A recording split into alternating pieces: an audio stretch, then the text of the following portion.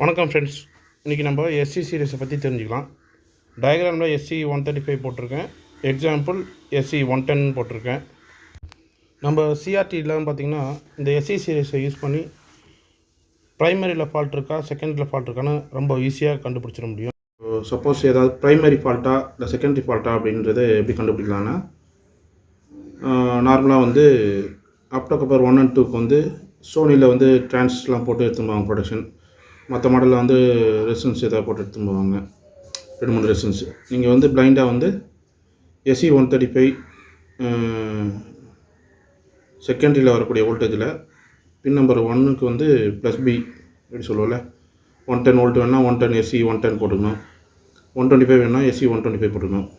போட்டு 47K add பண்ணி பின் number 1 ஆப்டோகப்பர் பின் number 1ல் கொடுத்துருங்க. அதேமாரி அதில் இந்த பின் நம்பர் 1க்கு 22K கிரவுண்ட் பண்ணிவிடுங்க. இது மெயின் கெப்பாசிட்டி வந்து நார்மலாக இருக்கும். இருந்தாலும் டவுட்டுக்கு நீங்கள் மாற்றும் போது சேஞ்ச் பண்ணிவிடுங்க. 3 தேர்ட் பின் வந்து கிரவுண்டு, செகண்ட் பின் ஆப்டோகப்பர் பின் நம்பர் 2ல் அப்படியே டேரெக்டாக கொடுத்துட வேண்டியதான். அப்போ என்ன நடக்கும்னா, ஆப்டோகப்பர் ஓகேனா ப்ரைமரிக்கு போகக்கூடிய கமாண்டு டேரெக்டாக போயிட்டு இங்கே உங்களுக்கு எஸ்சி 135 போட்டிருக்க இடத்துல 135 வோல்ட் வந்துடும். சப்போஸ் ப்ரொடக்ஷனுக்காக பின் நம்பர் 2 இல்லை பின் நம்பர் 1 வந்து பார்த்திங்கன்னா ட்ரான்ஸ்ஃபர் அது மாதிரி ஏதாவது கொடுத்து ஃபீட்பேக் எடுத்துன்னு போவாங்க. சுவிட்சிங்கு அதாவது ஸ்டாண்ட் பையில் இருக்கும்போது 30 வோல்ட் வர மாதிரி அது மாதிரிலாம் சோனியில் கொடுப்பாங்க. அதெல்லாம் கூட நீங்கள் ரிலீஸ் பண்ணிட்டு நீங்கள் வந்து டேரெக்டாக வந்து optocoupler pin number 1 and 2 optocoupler வெளியே எடுத்துகிட்டு கூட ப்ரைமரியில் மட்டும் 3 and 4 கனெக்ட் பண்ணிவிட்டு டேரெக்டாக எஸ்சி 135 இது எஸ்சி சீரீஸை போட்டு பின் நம்பர் 2க்கும் அப்புறம் 47K 22K போட்டு பின் நம்பர் 1க்கும் கொடுத்துட்டிங்கன்னா, எக்ஸாம்பிள் 135 எஸ்சி 135 போட்டிருக்கீங்கன்னு வச்சுங்க, அதனுடைய அவுட்புட் வோல்ட் வந்து 135 வோல்ட் வந்துடும். சப்போஸ் எஸ்சி 110 போட்டிருந்தீங்கன்னா அவுட்புட் வந்து 110 வந்துடும்.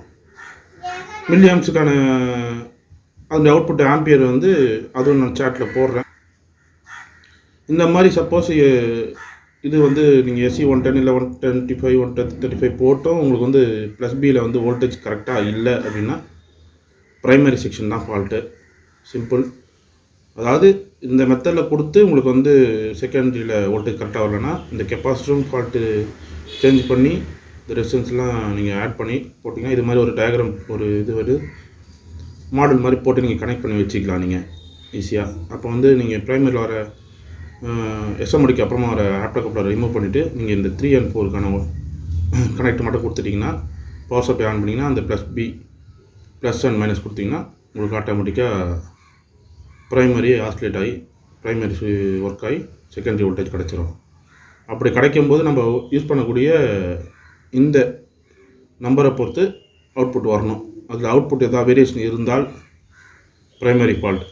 சிம்பிள். எஸ்சி சீரீஸோட சார்ட் இது தான். அது input voltage and output voltage எவ்வளோ வோல்டேஜ் கொடுக்கலாம் அப்படின்ற எல்லா டீட்டெயிலும் இதில் இருக்குது. லோ வோல்டேஜில் யூஸ் பண்ணக்கூடிய எஸ்சி வந்து வேறு டைப்பு, ஹை வோல்டேஜில் யூஸ் பண்ணக்கூடிய எஸ்சி வேறு டைப்பு. இந்த எஸ்சி டீட்டெயிலை நீங்கள் தெரிஞ்சு வச்சுன்னா நம்மளுடைய எலக்ட்ரானிக்ஸ் ஃபீல்டில் ரொம்ப உபயோகமாக இருக்கும். நன்றி, வணக்கம்.